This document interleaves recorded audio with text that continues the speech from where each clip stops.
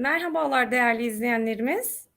Bahçeşehir Üniversitesi Diş Hekimliği Fakültesi Sürekli Diş Hekimliği Eğitim Programı konferans serisinin yeni dönem 6. oturumuna hepiniz hoş geldiniz.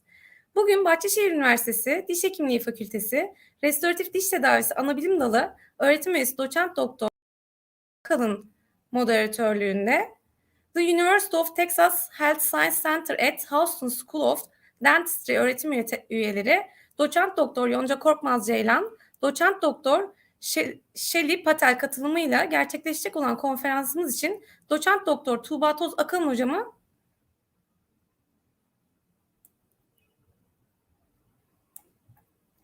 merhabalar değerli izleyenlerimiz. Bahçeşehir Üniversitesi Diş Hekimliği Fakültesi Sürekli Diş Hekimliği Eğitim Programı konferans serisinin yeni dönem 6. oturumuna hepiniz hoş geldiniz. Bugün Bahçeşehir Üniversitesi Diş Hekimliği Fakültesi Restoratif Diş Tedavisi Anabilim Dalı öğretim üyesi Doçent Doktor Tuğba Toz Akalın moderatörlüğünde The University of Texas Health Science Center at Houston School of Dentistry öğretim üyeleri Doçent Doktor Yonca Korkmaz Ceylan, Doçent Doktor Shelley Patel katılımıyla gerçekleşecek olan konferansımız için Doçent Doktor Tuğba Toz Akalın hocamı yayına davet ediyorum. Merhabalar. Hoş geldiniz Tuğba hocam. Nasılsınız? İyiyim. Siz de iyisiniz. Ben de iyiyim. Çok teşekkür ederim. Sözü sizlere bırakarak iyi yayınlar diliyorum hocam. Tekrar teşekkürler. Merhabalar. Bahçeşehir Üniversitesi Diş Hekimliği Fakültesi olarak gerçekleştirdiğimiz sürekli diş hekimliği eğitim programı kapsamında bugün çok değerli iki akademisyeni konuk etme şansını yakaladığım için çok mutlu olduğumu belirterek tekrar hoş geldiniz demek istiyorum. Pandeminin hayatımıza girmesiyle özellikle çok farklılaşma gösteren alan olarak kabul edebileceğimiz eğitim sistemi konusunda çok farklı bir bakış açısı kazanacağımızı düşündüğüm, bu çok önemli ve özellikle günümüz için çok hassas olan, bu konuyu detaylandıran bu sunumu dinliyor olmak ayrıca heyecan verici. Sunum başlığından önce öğrenciliğimde hayranlık, asistanlığımda sevgi ve sonrasında dostluk kelimesinin benim için anlamı olan Doktor Yonca Korkmaz Ceyhan'ın şahitlik etmekten gurur duyduğum özgeçmişinden bahsetmek istiyorum. Welcome, Dr. Shelley and Dr. Yonca. Dr. Yonca lisans diplomasını 1997 yılında Gazi Üniversitesi Diş Hekimliği Fakültesi'nden almış. Ardından Hacettepe Üniversitesi Diş Hekimliği Fakültesi Restoratif Diş Tedavisi Anabilim dalında doktorasını tamamlamıştır 2005 yılında. Doktorasını tamamladıktan sonra Minnesota Üniversitesi'nde Dr. Perdigao ile adezif diş hekimliği üzerine araştırmalar yapmıştır. 2006-2011 yılları arasında Başkent Üniversitesi Diş Hekimliği Fakültesi'nde görev almış ve 2010 yılında doçentlik ünvanını kazanmıştır. Yonca ablacığım 2013 yılında Texas Üniversitesi Diş Hekimliği Fakültesi kadrosuna dahil olmuş ve bu yıla kadar restoratif tedavi ve protez bölümünde öğretim üyesi olarak çalışmalarına devam etmiştir. And I would like to welcome you by stating that I'm very happy to have the chance to host these two very valuable academicians today with the scope of the Bahçeşehir University of Dentistry postgraduate educational program. And it is also exciting to listen to this presentation, which details a very important and especially sensitive issue for today with pandemic entering our lives. And I know that after listening to the presentation of these two beautiful and brilliant ladies, we will have a very different perspective on the education system, which shows the most differentiation during pandemic conditions. And our other esteemed guest, Dr. Shelley. She is an associate professor in the Department of Restorative Dentistry and Prosthodontics, and also serves as director of clinical simulation. In 2020, she was inducted to the University of Texas Academy of Health Science Education and recognized as a distinguished teaching professor by the Texas University of Texas Health Science Center at Houston. Dr. Patel teaches clinical restorative dentistry, and she designed didactic, lab, and clinical-based teaching curriculum on operative, simulation, and laser education at UTSD. She is principal investigator, collaborated in several research projects, and a scholar publications, a textbook chapter, and several presentations at state, national, and international levels. Dr. Patel is an honored recipient of ADEA Colgate Excellence in Teaching Award and the Academy of Laser Dentistry Mayman Award for Excellence in Laser Research. She also has many awards at the UT School of Dentistry in terms of teaching and mentoring. Dr. Patel has completed both ADEA Leadership Institute and the UT Health Educator Fellowship Program. In 2019, she earned a master's degree in education, curriculum, and instruction in health science education from the University of Houston. And this month, Dr. Patel is appointed as an interim associate dean for patient care. Congratulations, Dr. Patel. And I would like to wish the best luck on the new position. And I can imagine that how busy you are in your new position. And I would like to thank again finding a time with her with your busy schedule. And now these two successful academicians present their works titled Preparing the Students for Clinical Aspect of Operative Dentistry and at the University of Texas School of Dentistry at Houston. Now the words are yours. Thank you. Thank you so much, Tuba. First, the same thing. I am always happy to know you from, when you're a student. I was your teaching assistant, and then our relationship changed in years, but become a very close friendship. I call it like a friendship. She's always helping me in every time I need it. Even you also help me every time. Thank you. Even we are not that close in terms of distance, but we are still together. We are still in touch pretty much every day. And also, I would like to thank Bahçeşehir University, all the dean and all the workers that make this happen. Also, I would like to thank Dr. Patel. She's my mentor. She's my friend. I am always learning something from her, even today. And we are so happy. That she is here today. Especially, I would like to help in Turkey, my hometown. My heart is always in my home country. And if I can do a little thing about education or anything, I would like to be very happy to help it. And I would like to introduce Dr. Patel. And I would like to thank again that she is finding a time with her busy schedule. Thank you very much. Marhaba, everybody. This is Shelley Patel. Thank you, Dr. Ceylan and Dr. Tuba for having me. My special thanks to Bahçeşehir University for allowing me to meet with your audience and students and perhaps share what we do and how we approach teaching here at Texas. So we would like to start our presentation.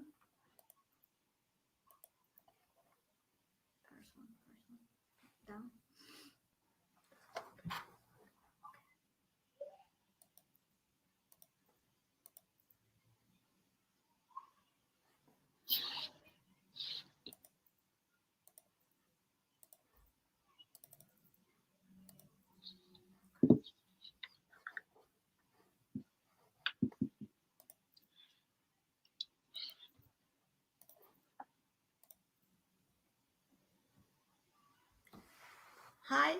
Can you see it? Can you see it? Yes, we can see it, but not a presentation style.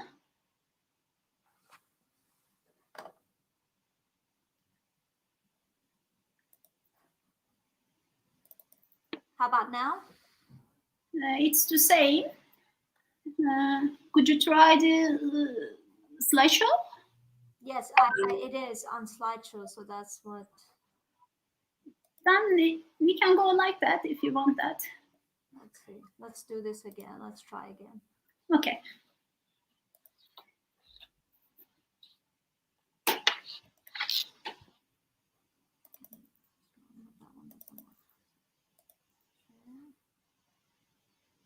See the back of the slideshow.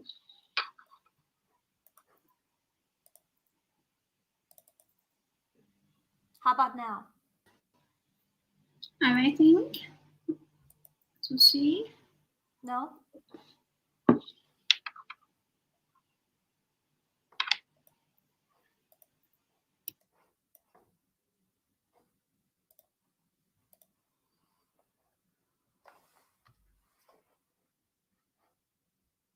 Let's see.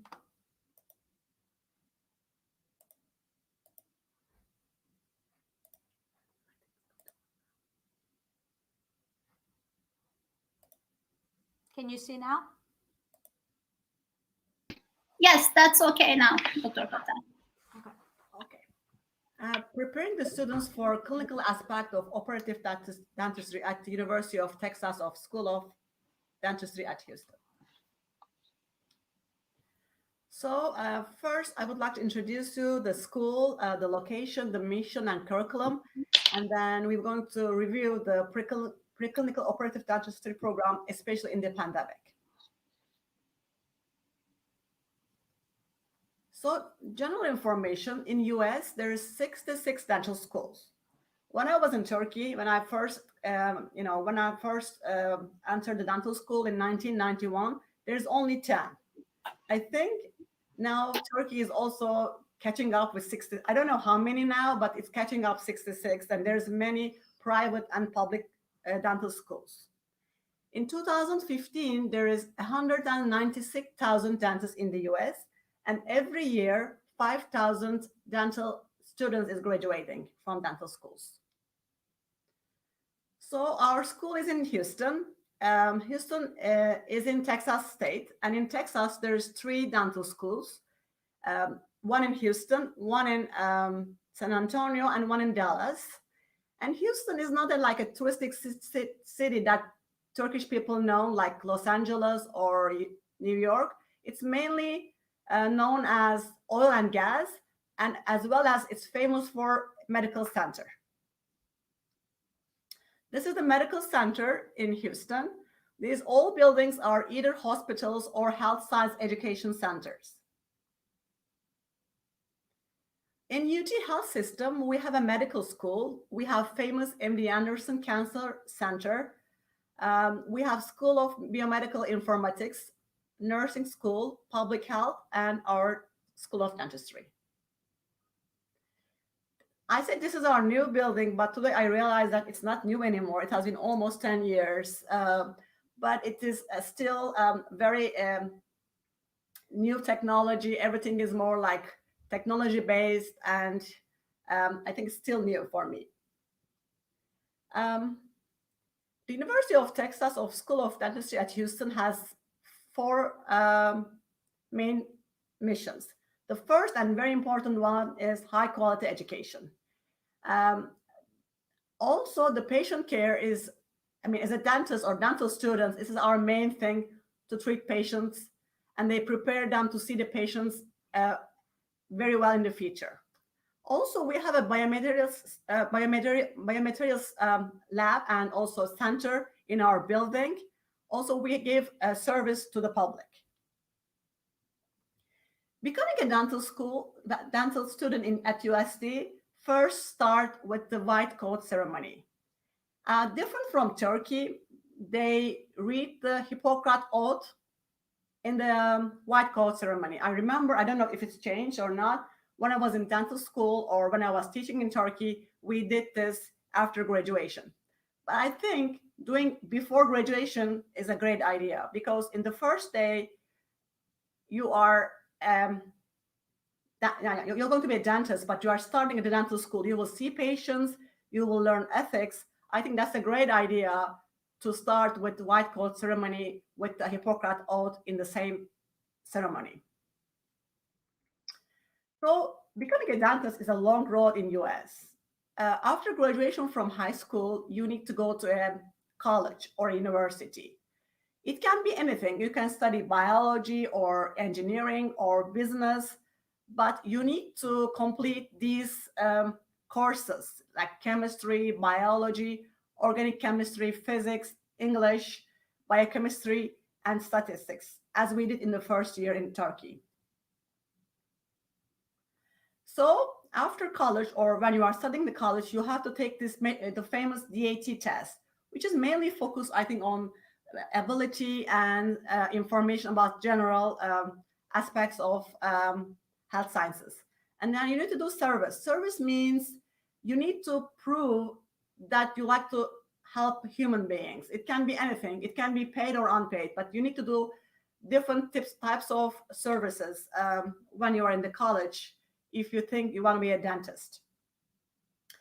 On the other hand, it's really competitive. Your grades should be very well in the college, like 3.8 average. Also, DAT should be very high, like 21 out of 30. And every year, 1,500 average students, it's maybe more than that, applying for only 103 positions. And even if you did these things well, your grades, your DAT test, and your services, you're going to have an interview.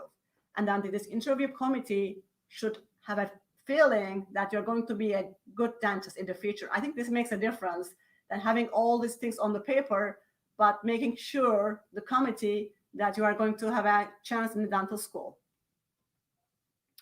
So it's a 4-year program, different than Turkey, but they already do this 4-year college before coming here. The first 2 years are mainly didactic and preclinical courses. This is their classroom where they took the didactic courses. Of course, not this year. This is a picture from previous years.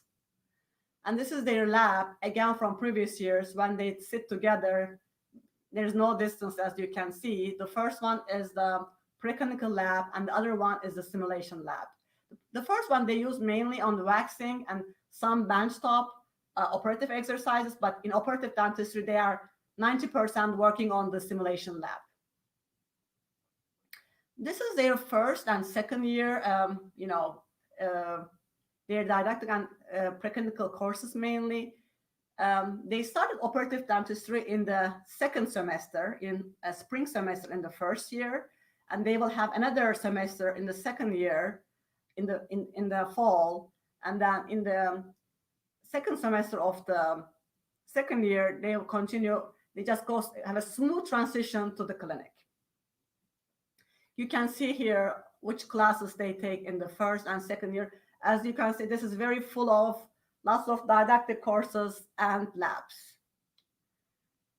Third and fourth year, they're in the clinic right now. Their didactic courses are getting less, but the clinic is getting high. And, the dentistry, the technology is getting, improved. When I was in dental school, I only did one light cured composite. I was so proud of it. But now they are doing laser bleachings, many kind of oral surgery operations.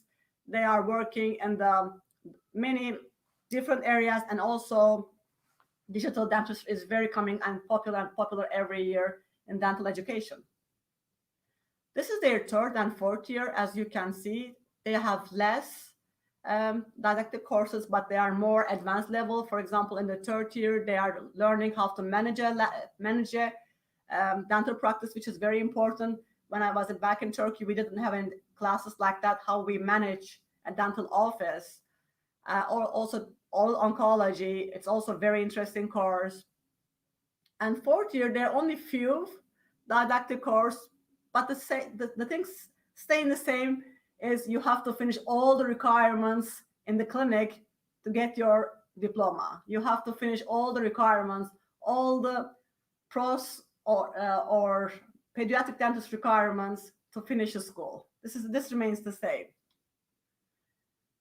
So graduation in UT, you need to finish all the didactic courses.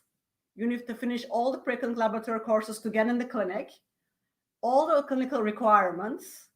You need to pass all the competency examinations. They are doing some extramural rotations, that they are doing van services, nursing homes, hospital rotations. They need a 4 credit of elective courses. You can choose whatever you want to do. 2 UTS's continuing education courses. And of course, you have to pass this famous Part 1 and Part 2 National Board Dental Examinations. Now we're going to review the preclinical and operative dentistry program. First and second year, 1 semester in first year and 1 semester in second year. We have many other instructors, but I would like to also be added myself too. But I would like to introduce you again, Dr. Patel and Dr. Barros. Unfortunately, Dr. Barros is not here today, but they're a team.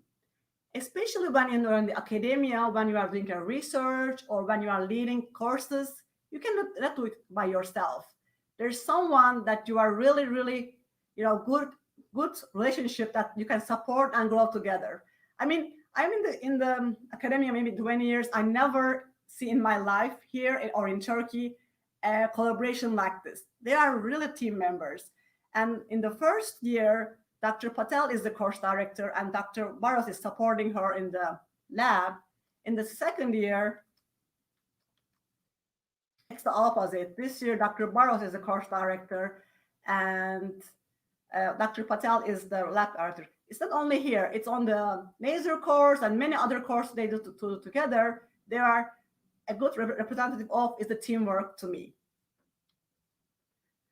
So the preclinical operative 1 and operative 2 prepare the students understand operative dentistry, fundamentals such as caries management, amalgam and composite restorations, their preparations, current adhesive systems, and also we are supporting this with the evidence-based dentistry.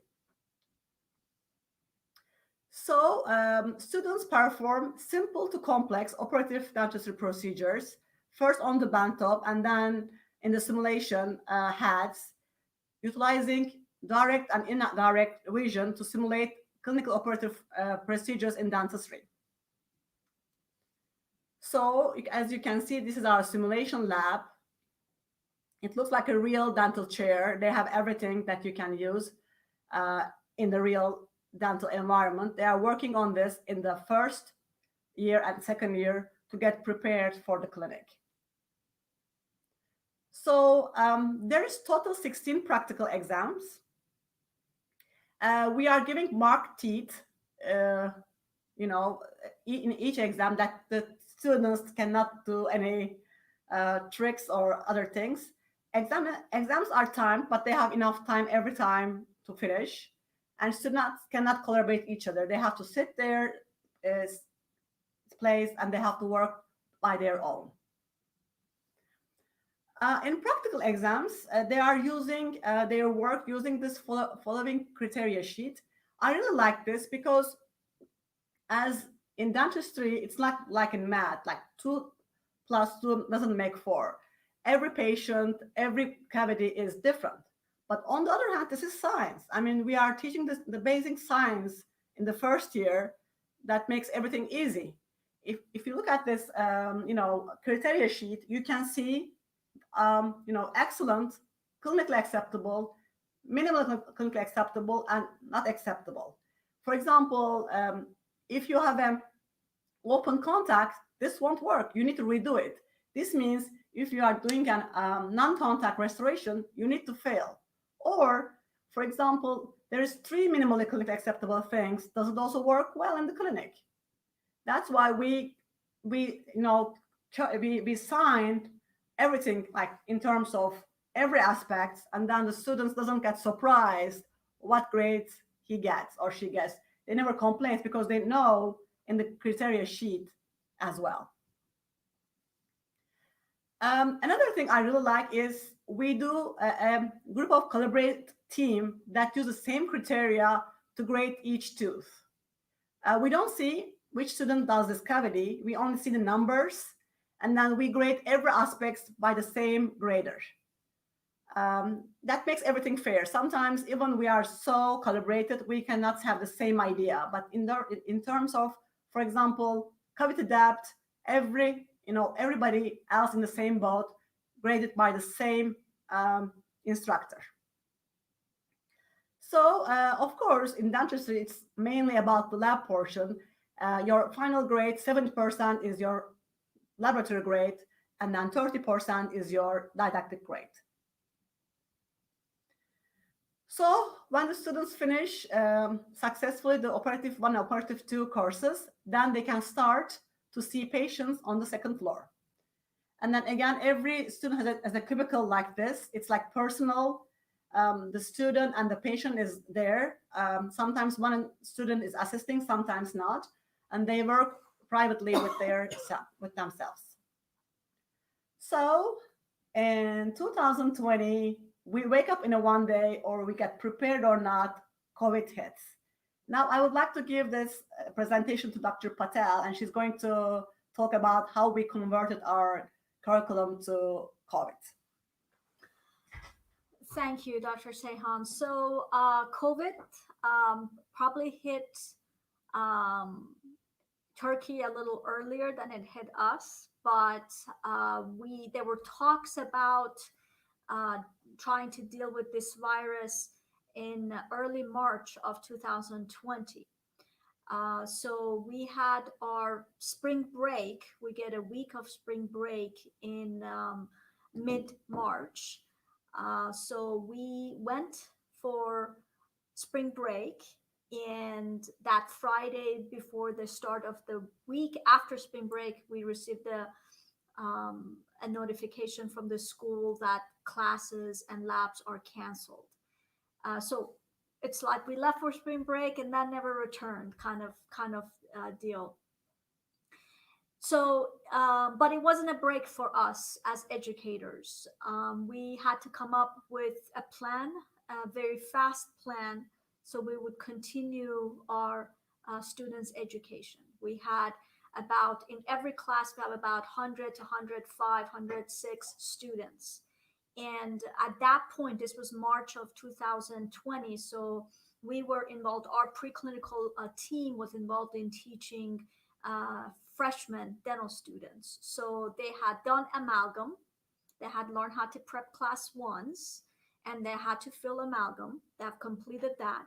They had been just before spring break introduced to composite and how to manipulate composite, how to cure it. They had a lecture on curing lights and adhesive systems, but they hadn't really had much practice, probably one or two simulation exercises before we left. But at this point, it's March 20th, and we don't have classes, we don't have labs. So what we started doing is we started still getting everybody online, and we used WebEx as our virtual meeting rooms. And we contacted the students to meet me in my WebEx personal room with the rest of the faculty. And we started recording our lectures so that they could watch the lectures before our meetings. And then during our meetings, we actually introduced them to clinical dentistry that we did not have much time to do before. See, before we would get into a lecture hall and we would teach them concepts. We would teach them how to do, class 1 or class 3 in a mannequin and the techniques. But now that we started recording those, we recorded those and we made those available so they would review it and they would meet with us as a class on a virtual setting, and then we would have cases for them, case presentation. So we would take that knowledge, that fundamental concepts of operative, and show them to see how it is done in clinic, just so that they wouldn't be bored in a virtual setting. And we learned that was really, really effective. And the students were very excited. Rather than looking at a plastic tooth, rather than looking at step-by-step instructions, they actually were looking at complicated cases in a clinical setting. So to them, they were able to connect the dots and think few steps ahead of the time. So that was really interesting. And we thought that was great, and we got really good response from our students. So we finished the semester all virtual. We finished all the didactic portion of the semester. They took all their exams virtually. We actually had a monitoring system where they were taking exams. Somebody was monitoring to make sure that they're being honest and they are adhering to our academic guidelines as far as integrity. And then in May, end of May, we then opened the school to get everybody back to simulation. So at this point, they had done all the didactics. So one day by day, we went through all the simulation exercises that they had missed during the semester. And so that's how we finished up the semester. we finished it in June, end of June, beginning of July. They were done with the entire operative curriculum for that semester. So there was some interruption as far as their hand skills, but we learned a lot from that experience. And this is how then we moved to the next phase when we prepared everybody for Operative 2 and then Operative 1 this last semester. This is how we did it, and I want to show you how we did this. We again recorded all our lectures. So we learned if we record our lectures, post them on Canvas, and I will talk to you what that is in a second. They'll watch it. Then we meet. Let's say now on a Monday, we meet from 2:30 to 3:50, and we'll say, okay, let's talk about the things. What are your questions? Do you have any questions about the lectures? And answer all the questions that they had. After that, we would then have our clinical case presentation where we would show them how to take that knowledge and how it can be applied in a clinical setting. So we would show them these beautiful cases and this very intriguing to them so that they could see actually point of application of the knowledge they're learning. And at the end, they would have a quiz online, an assessment online. And believe me, because they had the quiz, they were paying attention. They were listening to the lectures. They were participating during class because I would ask random questions and then they would take the quiz. And they did really, really well. And I was very proud of them. Then, so that would happen on a Monday. Then on Tuesdays and Thursdays, we had split the groups. So again, we have about 106 students. We had split the groups into 2 groups where they would then meet from 1 to 3 and then from 3 to 5. And then they would alternate the next day. So that's how we did it. So half a group would meet on Tuesday at 1 o'clock. The other half would meet at 3. They would do the same exercise. Then the next day, like on Thursday, they would switch. The group that met at 3 o'clock would meet us at 1. The group that met us at 3 the other day met us at 3. Anyway, this is how we did it. This way we could practice social distancing in our simulation clinic. It was more work for us because we had to do the same thing twice in one afternoon. But safety was the most important thing for us. Okay, so that's how we changed our curriculum, operative curriculum, to comply with the COVID safety protocols set by UTSD. And so we became an online learning hub. And, when you do online learning, and I know our case was very hybrid because we were meeting also in person in the laboratory, but for you to be successful to teach online, you have to give a lot of guidance to students and you have to allow independent learning. And so for us to do that, you really have to distinguish the difference between synchronous and asynchronous teaching and learning. Synchronous basically means that everything is online, and asynchronous means that you put resources online and they can do it anytime on their own time. So that was the plan that we took. We wanted to create sources in Operative so that our students at any point of the day or night could access these resources and learn. And so that's something we lacked in our previous curriculum before the pandemic. So how to do that? Dr. Bars and I spent many hours doing videos. We edited all our videos. We produced, we published our videos on our learning management system, which is called Canvas. And we created this Canvas site where the students who were assigned to the class would be assigned to this site. And as you can see, they had access to everything. So let me play this for you. This is a video of our Canvas site.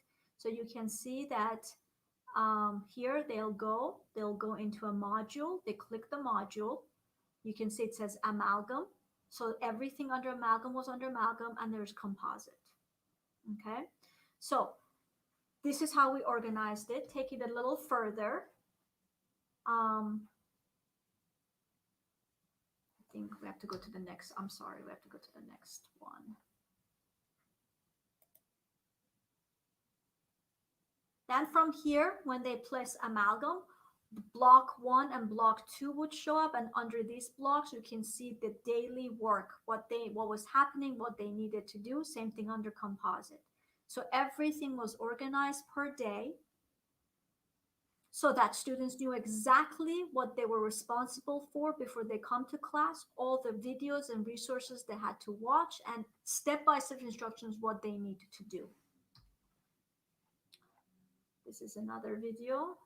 I think one more here. So now let me show you what was under each of these blocks.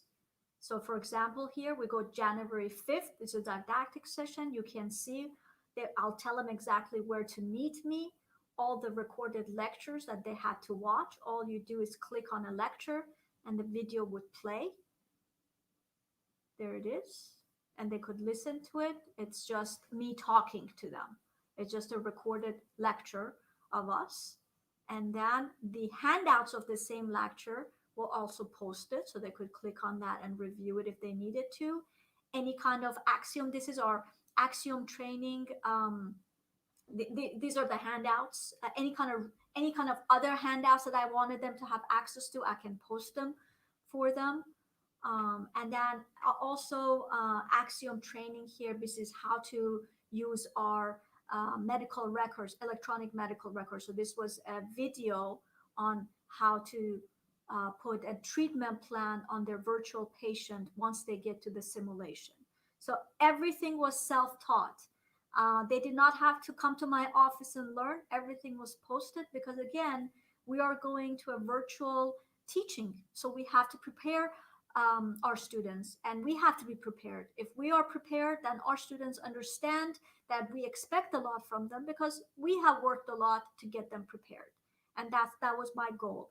You can also see the quiz here. So they would click after. Remember, I would say we would meet, we would talk about the recorded lectures, we would talk about the clinical cases we showed them, and then they would go on this same site, they would click this link, it would take them to the quiz, and they would take the quiz. They could always have access to me. They would just click here and send me my questions, and I would immediately within 3 hours answer their questions. Okay, unless of course the questions came between 1 in the morning till 5 in the morning. That's when I draw the line and don't answer. Another thing we did was use virtual reality. I know there's a virtual reality is cool. Everybody wants to do VR, but there's a place for it. And, in dental education, certainly virtual reality is very useful. So we wanted to explore it and see how can it help us in operative. So what we did was we took this right here, which is a tooth that a student prepared, and we told them, okay, bring me your teeth that you prepare and give it to me, and then I'll turn them into virtual reality for the entire class so we can have debriefing sessions. Now this was before COVID, so just before COVID started, we were experimenting with this. So they would bring me their work, then we would scan using CAD technology, and then we would then use a virtual reality software to actually turn them into virtual reality. And you can see here, that's me, that's my virtual reality team. This is a student with the virtual reality goggles on, and he is inside, he's walking inside his tooth. And everybody can see, and he can see all the mistakes he had done. So it was amazing that we had a student walking in his own work, which is really cool. Now, is it expensive? Yes. Is it time consuming? Very much. So what can we do to make this more accessible to everybody besides buying $1,000 or $2,000 goggles for every student and all the work that turns into it? Well, we use simple CAD technology. We use digital technology that we already have, and we made them available in our operative labs so that they could scan their own. I didn't have to do it. They would scan because we have already taught them how to scan. They would scan their own preps and then make a little video just like this.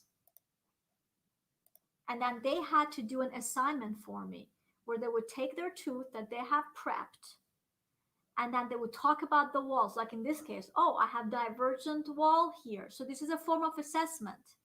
I have a divergent wall here. Oh, I have a divergent wall here too. Probably I have to go back and fix this. Then they could manipulate this video and move it around so that they could see other aspects of this prep, like this. Oh, wait, this does look very divergent there on the bug hole. That doesn't look good. I have to go back and fix my work. So it was a very interactive way for them to assess their own work and talk about it, send this file to me so I know they understand the concepts we're teaching them, and then go back and correct it.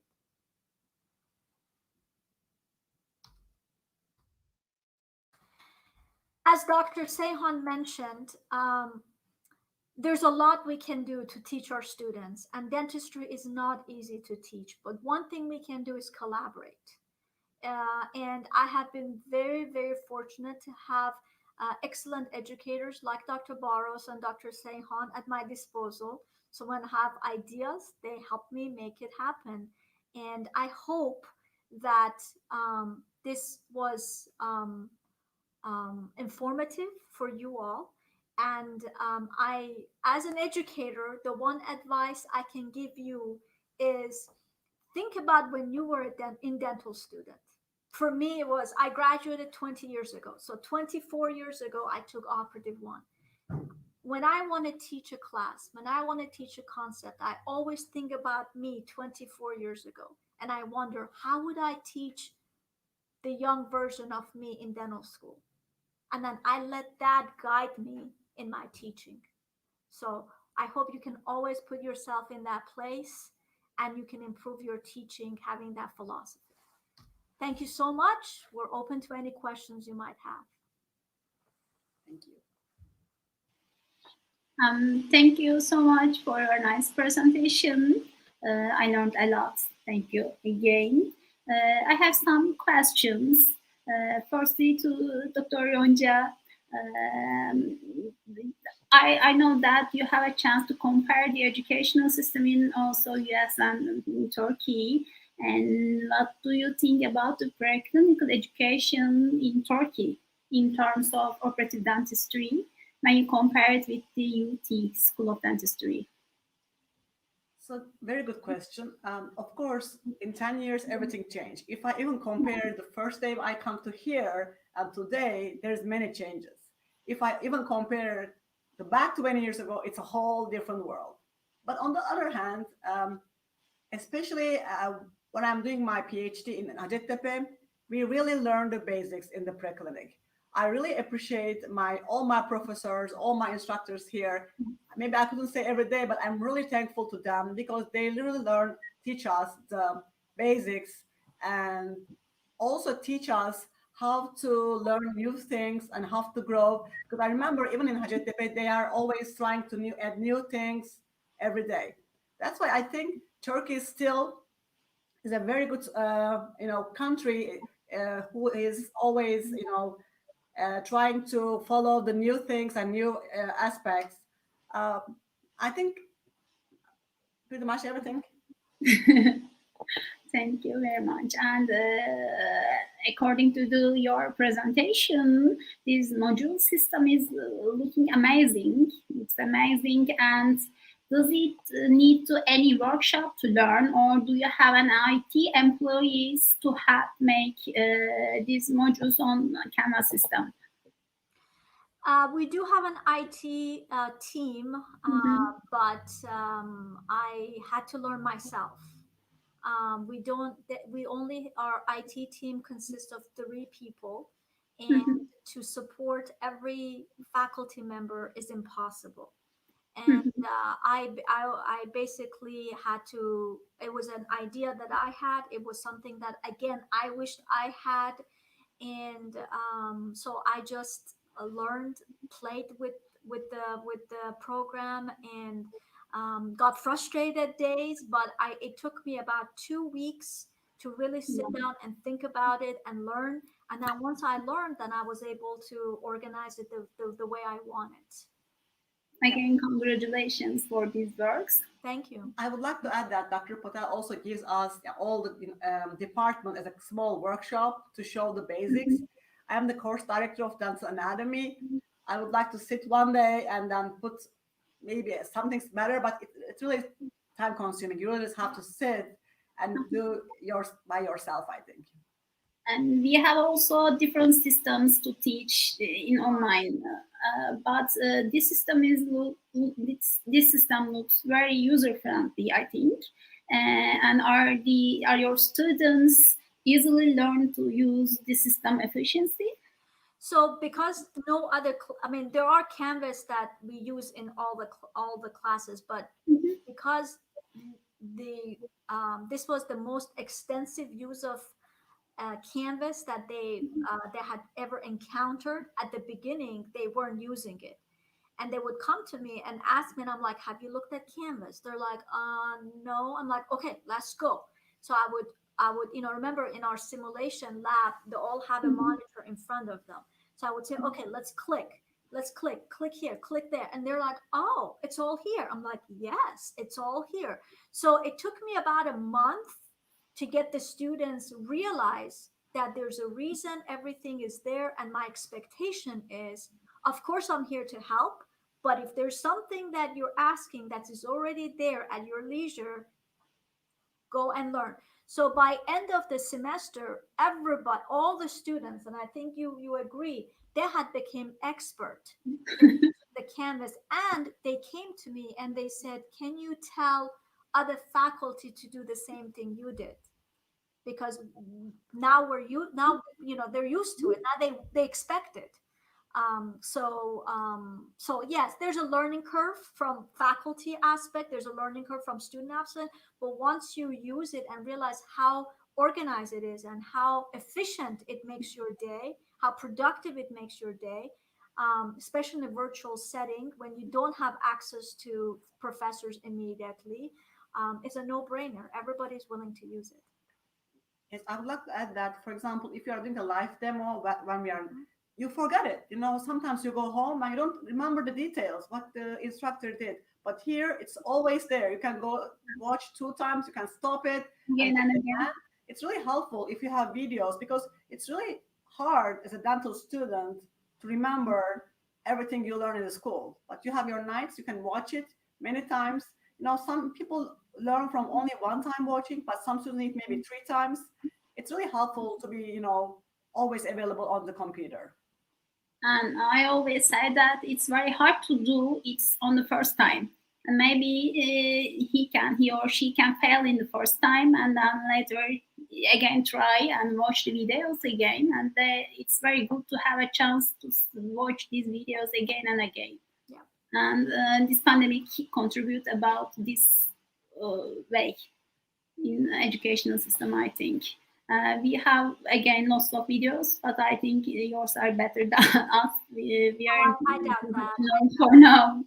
Yes, and as we know that the dentistry became a digital world, and the digital dentistry is becoming very popular nowadays. And is there any digital dentistry session in the Preclinical Operative labs in your education system? So it's what the video I showed you. The only digital, we did extensive testing of the digital system that we have. We realized the only area that it can help us in operative, not in pros, but in operative dentistry, was assessment, self-assessment. So students will, like I said, they will take a scan, they look at it, and then they can see the problems magnified. They can go back and fix it. We even used it. We did a study with Prep Check, and I don't know if you're familiar with Prep Check, but it's a software that is available for dental educators to assess crown preps. We thought, well, let's try an operative and let's see if we can use that to grade operative preps, because then it would standardize our grading. Nobody could say, oh, why did you give me you know, a 0 here and this person got a 10. It would be a machine grading. So we did a study on that. We actually published the findings. It is not it's not useful in operative, not in pros. In pros is perfect, but for operative preps, we still don't have a good program. So I think only in operative dentistry would be for student self-assessment of their work. Thank you. There is 2 other questions. And first is, let me read from the monitor. Dr. Marur Kazak, she said that thank you very much for your nice presentation. And she wants to learn whether pandemic conditions change the clinical applications. Not preclinical, but I think that she's asking about the clinical conditions. So initially, when in March of 2020, the pandemic started, and we are governed obviously by our own UT health laws, but also as dentists, we're governed by the State Board of Dental Examiners, Texas State Board of Dental Examiners. And because of that, the Texas Dental Examiners has stopped all dental activities across the state. So dentists, either academics or private settings, were shut down. So we could not have our students see patients in clinic. However, at the time, our clinical faculty came together, and under the supervision of our director of clinical education, they produced a virtual case-based meetings. So students in clinic would meet virtually, and they would discuss clinical cases and, you know, different aspects of clinical cases, and do case-based dentistry until clinics opened and they could go back. But at this point, throughout the pandemic, obviously, PPEs have changed, you know, how you protect yourself, and N95s. Also, we have paired and now we have paired students together. So one student helps with suctioning while the other one is working. But our students are fully seeing patients right now. They're practicing. The only time they didn't was in the end of the spring semester.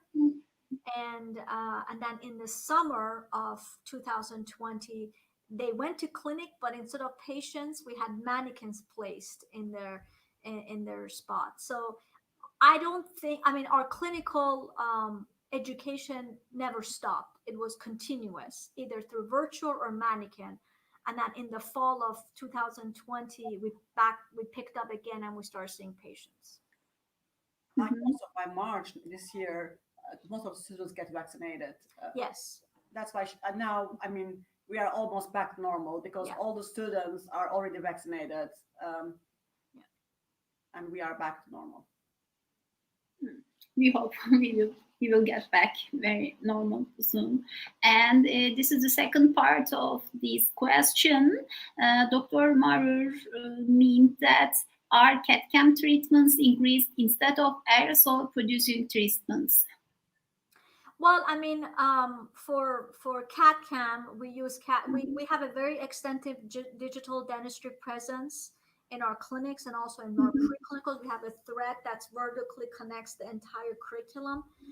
Our director of digital dentistry is phenomenal. She really prepares the students. But even with CAD/CAM technology, you know, when you are scanning, you still have to prepare the tooth. So there's that chance of aerosol producing. But yes, regardless of pandemic, I think with or without pandemic, we were on the pathway of increasing our CAD/CAM presence. So yes, we are on that path, and you know, pandemic happened and that helped us. But I think we were projected that route regardless. Yes. Thank you very much. And we don't have any other questions. And I would like to thank you again, your nice presentations and contributions to our knowledge about educational system. Thank you very much. Thank you for having us. We appreciate you. It's ours. Thank you. Thank you very much. Have a good night. Bye-bye. Bye-bye. Good night. Bye-bye.